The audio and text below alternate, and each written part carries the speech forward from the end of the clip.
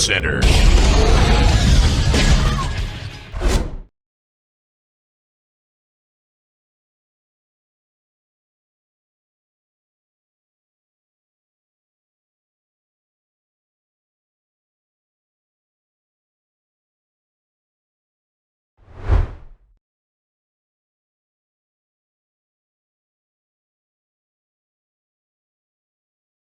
Assalamualaikum.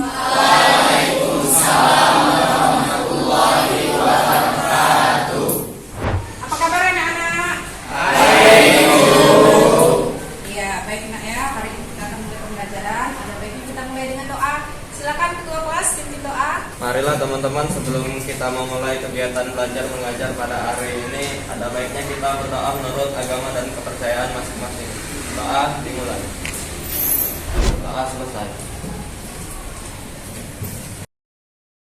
Senang ya. Hari ini siapa yang tidak hadir? Hari utama ya. Apa? Ada suratnya nak? Siap untuk belajar hari ini nak? Siap. Perhatikan tempat duduknya yang rapi, lihat sampah di bawah mejanya tidak ada, silakan masukkan ke tempat sampah. Rapi ya, siap ya. Perhatiin slide itu nak. Kita mulai pembelajaran hari ini. Kita akan belajar mengenai pewarisan sifat pada buku Mendel. Oke, pernah lihat bunga mawar nak ya? Di sana terlihat beraneka ragam warna bunga mawar atau rosa hibrida. Kira-kira mengapa ada perbedaan bunga walaupun bunga tersebut satu jenis, ada yang berbeda-beda. Kira-kira kenapa nak? Oke, silakan. Karena terdapat oksigen yang dibawa dari tanah di selain itu kemungkinan yang lain adalah unsur alam seperti cuaca, ketinggian tempat, suhu udara. Hal tersebut juga mempengaruhi warna pada tanaman tersebut. Oke, terima kasih ya. Jadi kenapa bisa berbeda warnanya walaupun satu jenis? Karena adanya oksigen yang dibawa dari gamet ininya. Baik, kita lanjutkan. Nah, nih. Jika kita memiliki dua tanaman mangga, tanaman yang satu berbatang kokoh, buahnya lebat tapi ukurannya kecil dan rasanya asam. Satu lagi tanaman mangga, batangnya kecil tapi buahnya sedikit, ya. Ukurannya besar, rasanya manis. Kira-kira mana tanaman mangga yang kalian inginkan? Tanaman mangga yang batangnya kecil. Silakan. Oke Bu, jadi kepengen yang tanaman mangga yang batangnya kecil, buahnya sedikit tetapi rasanya manis Bu. Iya, jadi tentunya kalian ingin tanaman mangga yang batangnya kokoh, gitu ya, buahnya lebat dengan ukuran buah yang besar serta rasanya manis, bukan? Kalau batangnya kecil, takutnya nanti kena angin udah roboh. Jadi kita maunya yang punya bibit yang kriteria yang unggul, ya. Nah, tanaman yang kita inginkan itu tanaman unggul atau bibit unggul. Batangnya besar, buahnya besar, rasanya manis. Oke. Nah, memperoleh bibit unggul itu dapat kita pelajari dari pewarisan sifat ini. Jadi manfaat yang kita dapatkan mempelajari pewarisan sifat menurut buku Mendel, kita akan menerapkan pewarisan sifat untuk memperoleh bibit unggul. Siapa tahu nanti kita akan melanjutkan ke sekolah pertanian, nanti kita akan menentukan mana bibit unggul, menciptakan pewarisan dengan melalui persilangan, ya. Oke, baik. Kompetensi dasar pengetahuan, ya, kita punya 3.5 menerapkan prinsip pewarisan sifat makhluk hidup berdasarkan buku Mendel. Kemudian untuk kompetensi dasar keterampilan, nanti kalian akan menyajikan hasil penerapan buku Mendel dalam perhitungan peluang dari persilangan makhluk hidup di bidang pertanian dan peternakan, ya. Oke. Apa sih yang kita akan pelajari? Tujuan pembelajaran hari ini, kita akan menggunakan model pembelajaran problem based learning. Yang pertama, kalian dapat menentukan pewarisan sifat berdasarkan buku Mendel Kemudian kalian dapat menentukan hasil penerapan hukum Mendel dalam perhitungan peluang dari persilangan monohibrid dan dihibrid di bidang pertanian dan peternakan. Oke. Apa yang akan Ibu nilai? Ada 3 penilaian pada pembelajaran hari ini. Pertama, penilaian sikap. Nanti Ibu akan menilai sikap melalui observasi, yaitu kerjasama dan disiplin. Kemudian penilaian pengetahuan, nanti Ibu beri tes tertulis dalam bentuk pilihan ganda, ada pretest dan ada posttest. Kemudian penilaian keterampilannya ini praktek. Praktek ini kamu akan menyampaikan laporan hasil diskusi kalian mengenai persilangan monohibrid dan hibrid tadi. Oke, baik. Nah, kita mulai dengan pretestnya. Siapkan HP-nya, Ibu kirim link di Classroom ya. Ya Bu. Oke. Jadi linknya ini nanti saya kirim ke Classroom-nya. Silakan dikerjakan, Nak. Lihat Classroom-nya. Udah ada? Silakan dikerjakan.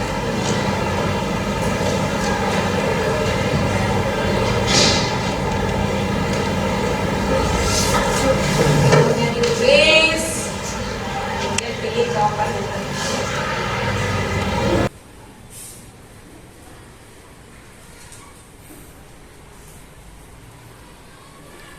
Waktunya 5 menit.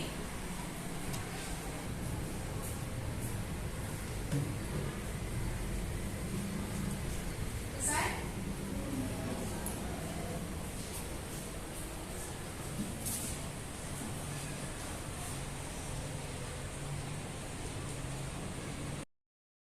Udah selesai Nak ya? Lihat hasilnya. Nah, berarti udah ada yang dapat dari poinnya, jadi ada 6, ada yang sudah oke, jadi 14, nilainya ada yang masih dapat kecil Nak ya, tidak masalah. Nanti kita akan pelajari untuk mendapatkan hasil yang baik.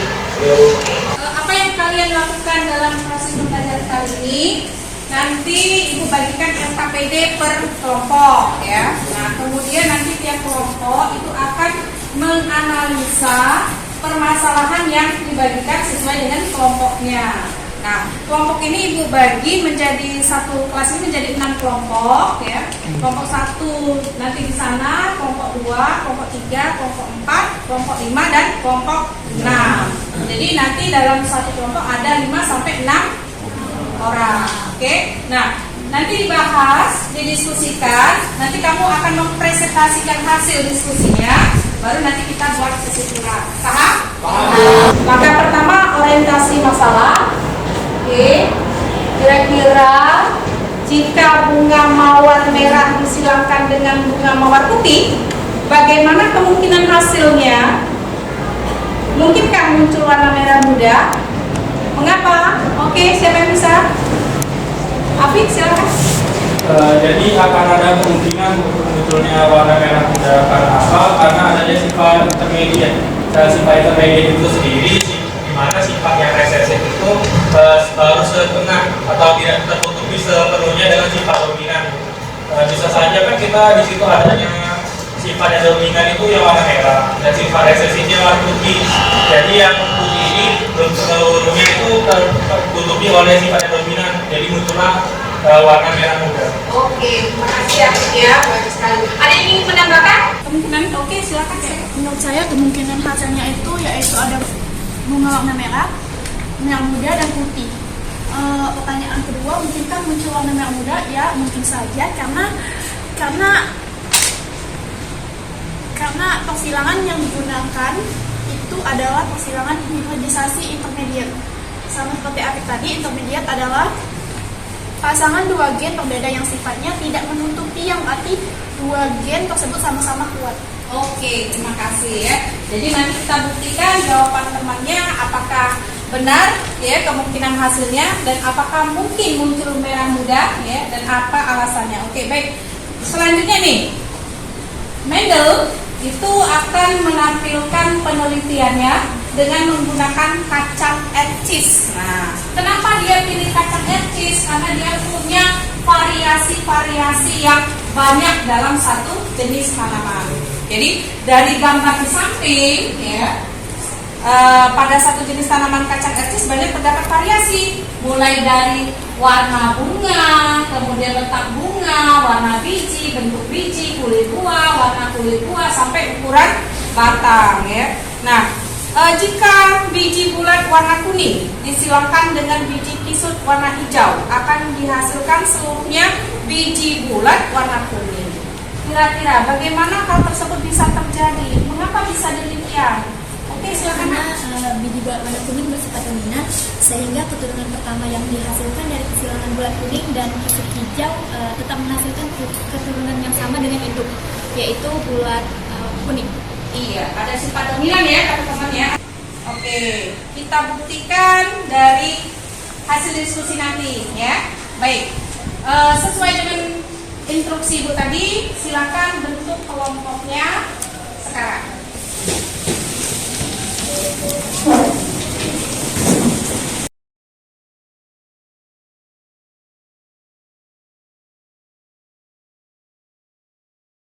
Duduk tempat masing-masing. Keluarkan buku paketnya, dibuka buku paketnya tentang pewarisan sifat. Satu kelompok ini minimal ada 2 atau 3 bukunya, jangan 1. Halo, kelompok ini cuma 1 bukunya. Ada lagi nggak? Ini mana? Wah, Ada. ini banyak yang masukin. Ini cuma 1. Baiknya Ibu perhatikan LKPD-nya di kelas ya, kelasnya. Fokus saja.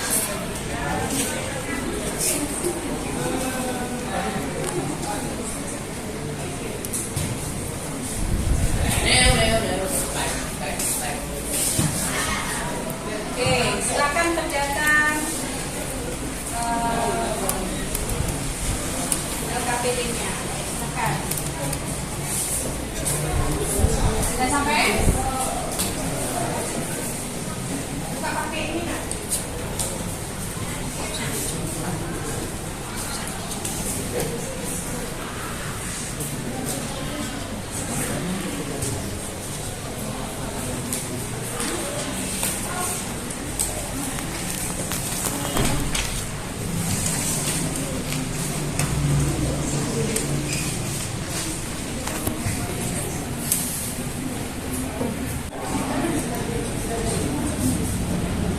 Jadi jawabnya pakai yang di tabel ya.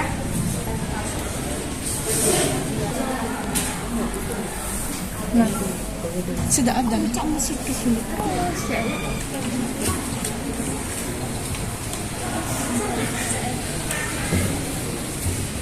Kita tunggu kelompok 5.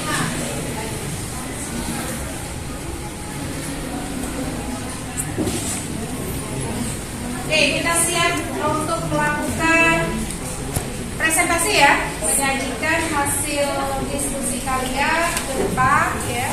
Kita mulai dari kelompok 1. Silakan kelompok 1.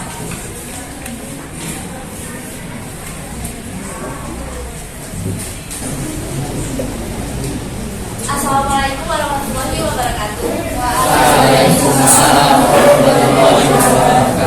Baiklah, di sini kelompok kami akan membahas materi tentang monohibrid dominan. Sebelum itu, perkenalkan, nama saya Helsi Anggraini sebagai moderator. Saya Alif sebagai penjawab. Dan nama saya Valery Manusia sebagai penyaji materi. Saya Fazila Turanisa Mulyasara sebagai penjawab pertanyaan kami. Saya Mas Santoso sebagai narasumber. Baiklah, kelompok kami akan membahas tentang gimana sih cara menentukan rasio fenotip dan genotip F2 dari persilangan yang terjadi pada kacang ercit yang berbiji bulat dan berbiji keriput. Biar kita memahami gimana itu cara menentukan rasionya, itu akan kita dengarkan penjelasan dari Valerian Watson. Dipersilakan. Jadi dapat kita ketahui bahwa soal yang nomor pertama itu kacang ercis berbiji bulat ditandai dengan nama itu B besar dan B besar. Dan juga kacang ercis yang berbiji keriput itu ditandai dengan B kecil, B kecil. Dan dapat disimpulkan bahwa parental pertamanya itu adalah B besar dikalikan dengan B kecil dan B kecil. Dengan keterangan B besar sebagai bulat dan B kecil sebagai keriput yang menghasilkan gamet pertama itu B disilangkan dengan B. B besar disilangkan dengan B kecil yang menghasilkan F1-nya itu B besar dengan B kecil, yaitu bulat dan keriput. Untuk mencari F2-nya, maka F1 disilangkan sesamanya. Berarti parental 2 itu disilangkan dengan F1 dan F1. Jadi mendapatkanlah gamet 2 yaitu B besar B kecil disilangkan dengan B besar B kecil. Dengan keterangan F2 yaitu B besar sebagai bulat, B besar B kecil bulat, B besar B kecil bulat, dan B kecil itu keriput. Jadi dapat disimpulkan bahwa B besar itu adalah rasio dominan.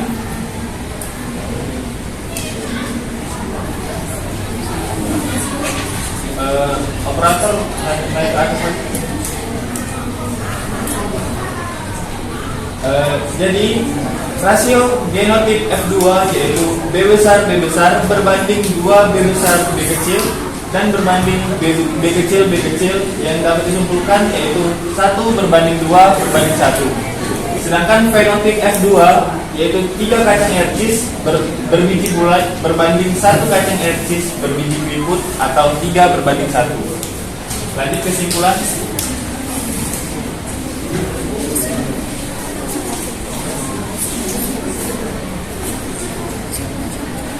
Nah, jadi kesimpulan dari kelompok 1 kami ini dapat disimpulkan bahwa persilangan monohibrid yang terjadi pada kacang ercis berbiji bulat dan berbiji keriput menghasilkan rasio genotip F2 B besar berbanding 2 B besar B kecil berbanding B kecil atau 1 berbanding 2 berbanding 1.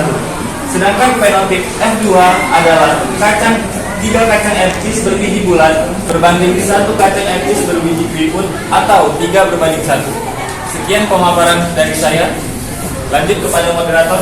Baiklah teman-teman, dari pemaparan pada yang kedua tadi, apakah dari teman-teman sekalian ada yang ingin bertanya? Oke, saya Alia Rizky dari kelompok 4. Bagaimana kacang ercis berwarna hijau diselangkan dengan kacang ercis berwarna kuning? Apa bakal menghasilkan apa?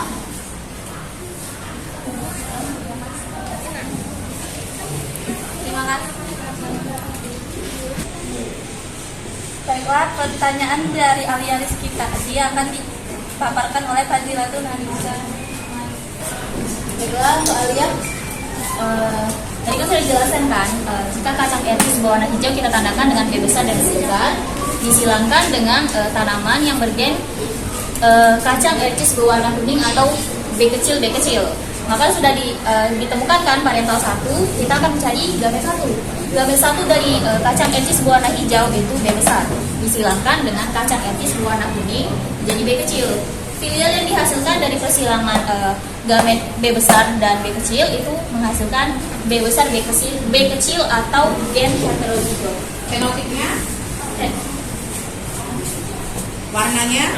Oh, warnanya dominan hijau ya. Hijau. Oke.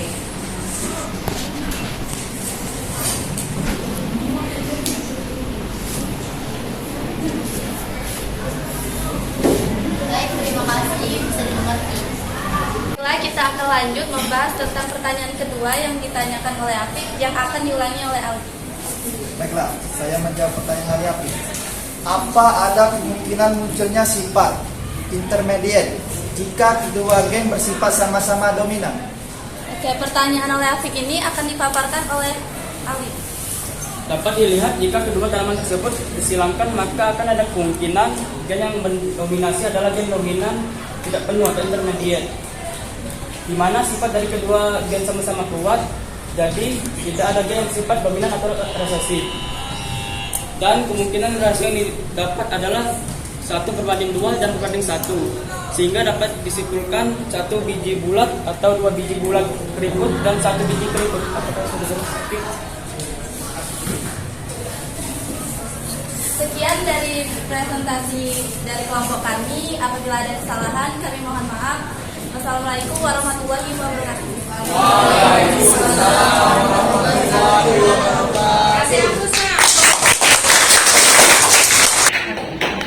Baik, terima kasih atas presentasinya. Kita lanjut ke penguatan materi ya. Jadi silakan perhatikan slide yang ditampilkan. Oke. Boleh kembali ke posisi semula. Baik ya.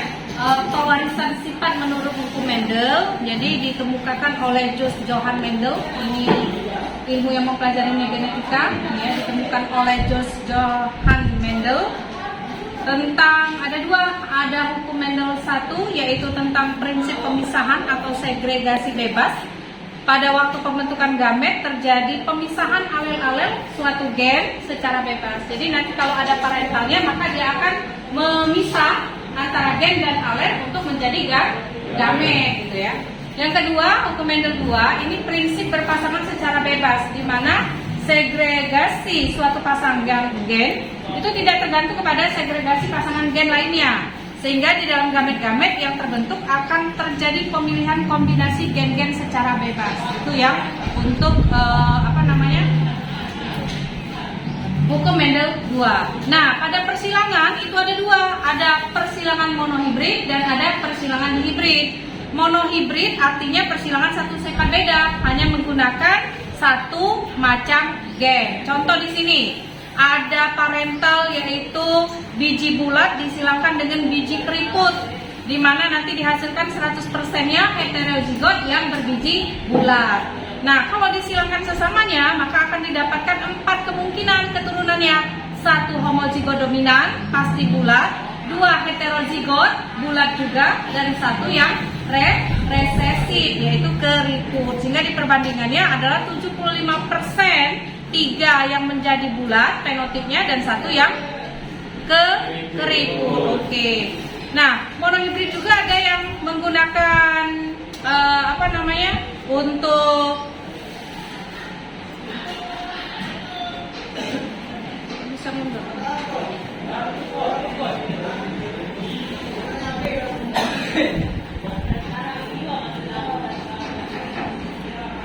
Untuk yang intermediate ya.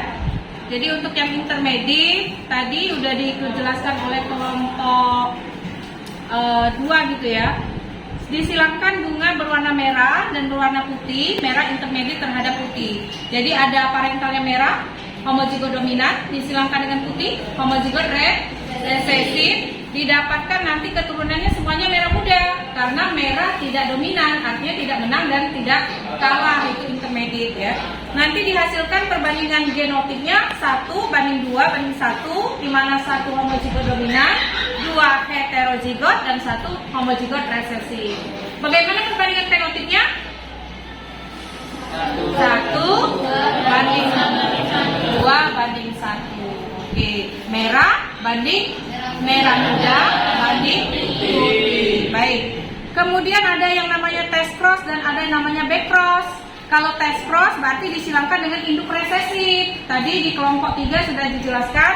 Kemudian ada back cross, artinya disilangkan dengan induk yang homozigot dominan, dijelaskan oleh kelompok 4. Oke, nanti perbandingannya didapat 50% yang hetero dan 1 yang homozigot resesif ya. Kalau untuk yang back cross 50% homozigot dominan dan 1-nya heterozigot. Ini pasti ya untuk si monohibrid. Selanjutnya di hibrid. Di hibrid itu persilangan 2 sifat beda, berarti menggunakan 2 macam gen. Kita lihat nih, kenapa bisa 9:3:3:1. Jadi kalau dia homozigot dominan disilangkan dengan resesif, pasti keturunannya 100% heterozigot. Jika disilangkan sesamanya akan didapatkan 16 keturunan, di mana 9 pasti keturunan yang ini ya. Jadi kalau misalnya dipakai huruf B besar terserah pasangannya apa. K besar, terserah pasangannya apa, pasti ini jumlahnya 9. Ya. Kalau B-nya besar, pasangannya apa, K-nya kecil, pasti ini 3. Kemudian kalau B-nya kecil, K-nya besar, terserah pasangannya apa, pasti dapat 3. Kalau resesif semua, 1, sehingga didapatkan 16 keturunannya. Ini untuk yang di hibrid. Jadi kalau disilangkan sesama hetero, pasti dihasilkan yang namanya 16 keturunan dengan ketentuan seperti itu. Oke, ada yang mau ditanyakan? Baik, materi kita udah selesai. Ada yang mau ditanyakan, Nak? Jelas. Yang intermediate ada yang bisa? Mau intermediate? Kesimpulan intermediate bisa. Nah, oke.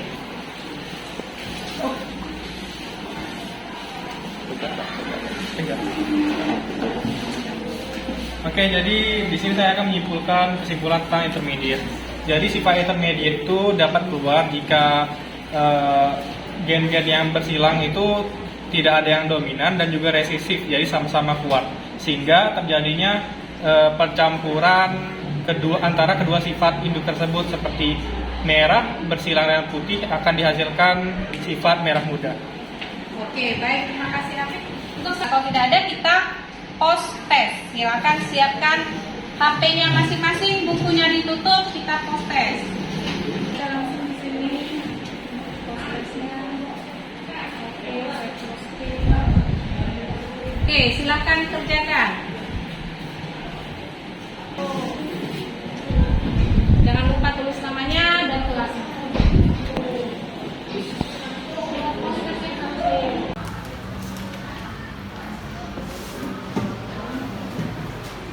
Ini hasilnya, Nak, silakan lihat.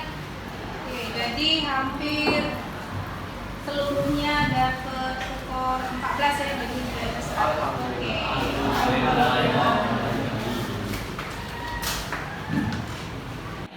Baik, Nak, untuk pertemuan minggu depan kita akan melanjutkan materi kita, yaitu penyimpangan semu hukum Mendel. Terima kasih banyak. Kita akhiri. Assalamualaikum warahmatullahi wabarakatuh.